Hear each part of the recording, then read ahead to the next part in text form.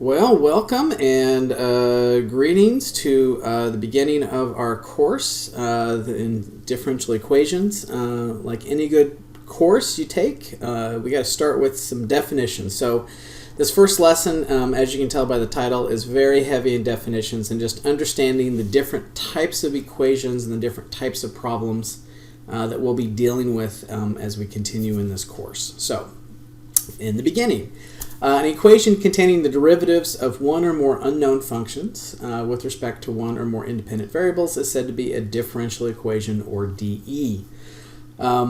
We break differential equations up to different types depending upon the types of derivatives that are built up into the equations themselves. So we start with if a differential equation contains only ordinary derivatives, one or more unknown functions with respect to a single independent variable, it is said to be an ordinary differential equation, or ODE. You'll see it constantly referred to as that. So on the screen there are a couple examples here. So you can see in this first problem, dy dx plus 5y equals e to the x, we have two variables, y and x, and a derivative with respect to one of the variables. Here we have second degree derivative, first degree derivative, and another variable y, but again we're in terms of x and y, and the derivatives are consistent with one singular variable. So, first case being dy dx, and then the second derivative after that of, again, on that in the x direction. And this third example, in an ordinary differential equation, so this is kind of the counter example. Here we have dx dt and dy dt. So we've got our derivative with two different variables. So that is okay because we are dealing with the variables x and y consistently there. Okay. An equation involving partial derivatives of one or more unknown functions of two or more independent variables is called a partial differential equation.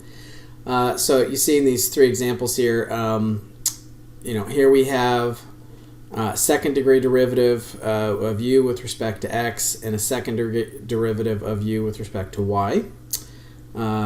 Here we have a second degree u with x, u with t, and then a first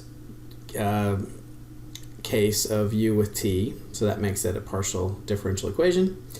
And then here we have u with y and v with x. So again, these are some other different types of derivatives that we will encounter throughout the course. Notation wise, so you've kind of seen that we've kind of hit heavy on one style of notation or not. You'll find that notation is kind of a big deal in this course, just keeping track of the different types of derivatives that we have and what that means in that particular situation. So we have the Leibniz notation for derivatives, which is the dy dx. Second derivative would have 2's involved, third derivative, etc. We have the prime notation, and again, depending upon the context, we might want to go with that. And we have another form, kind of get to here in a second. So this is called Newton's dot notation. This is kind of a big deal in engineering mathematics. You'll typically will see more of that in some of the science courses. But let's say we want to talk about second derivative. So in Leibniz notation, we would have d2s over dt squared. But the fly-spec notation would just have two dots on top to indicate that that is the second derivative of some particular function. All right, so we also can describe differential equations by something called linearity. And I think linearity is going to be a little bit easier in start putting some numbers in there and get some specific examples. But the definition of it is kind of on the screen there. It's an nth order ordinary differential equation is said to be linear if f is linear in just one singular variable. And so this is the nth linear case up on the screen here. And let me kind of show you a chart that kind of compares the different orders here. Okay, so you can kind of see two generic illustrations of a linear first order and a linear second order. So in this case, the a sub 1, a sub 0 of x, these are just generic functions, but the variables themselves are in terms of x. And then the differential part has the dy dx, and then here we have a y.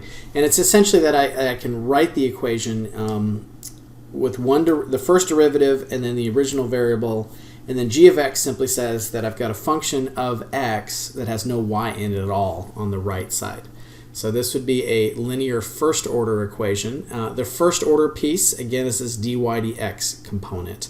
The linear piece is that I can isolate a function on the left where I have a derivative of y for one piece, and then some sort of functional component with x's in them. And again, in my chart here, I've got some specific examples we'll get to. This other example is a second order linear. Second order because this piece right here, this d squared y dx squared, that second derivative is the highest derivative of y with respect to x. And then there are this a2, a1, and a0. Those are just some sort of functional equation in terms of with x itself, and then some other potential function of x on the right. So some examples of this, first, second, and third order here. So again, I want to draw your attention to the reason why we say first order.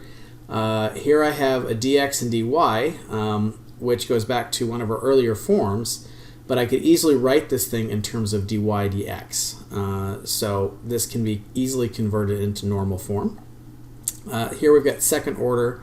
So second order because of that second derivative, and third order because of that third derivative of y with respect to x there. Now, setting equal to 0, we'll get to that. Just relax. All these different forms come up. So if we set it equal to 0, that means something. But here, the generic linearity case equals some sort of function, but it can equal 0 and also be considered linear. All right, so let's mix up the idea of nonlinear with order. So order, again, refers to the highest derivative in the particular function. These would be nonlinear cases, and so let's kind of zoom in on what makes them nonlinear. So you can kind of see up the top with the definition, a nonlinear ordinary differential equation is simply one that is not linear. Nonlinear functions of the dependent variable or its derivative, such as sine y or e to the y prime, cannot appear in a linear equation. So in this first order one, the issue here is the 1 minus y, being that it's a coefficient in terms of y, not x, would make that a nonlinear term. Here, instead of having just y, it's sine of y, so that's what makes this nonlinear. And then here, the problem is that it's y squared and not just the variable y. That's what the problem is there. But going back to the order, y prime makes it first order, second derivative of y makes it second order, and then fourth derivative of y makes it fourth order. Okay, so this next part, so there's kind of two things. We're going to jump in and actually do a physical example because it feels like I'm just throwing a bunch of typed up definitions at you. So I think it's time to jump in and get to the nuts and bolts. But before I get to an actual example, I do want to briefly have a conversation about intervals of definition here. So if you think back to earlier calculus topics, especially if you're thinking about Taylor polynomials, where as you take higher derivatives, you can approximate one function with another around a certain interval based on what the original function is, how complex it is. And so with differential equations, there is an idea that when we solve a differential equation, there can be an interval of solution around that. Now that's something that we will definitely get more in detail down the road. But occasionally we'll have these sort of pauses in conversation about these intervals of definition. So I want to give you an actual example here. I want to go through and do a problem. So let's do that.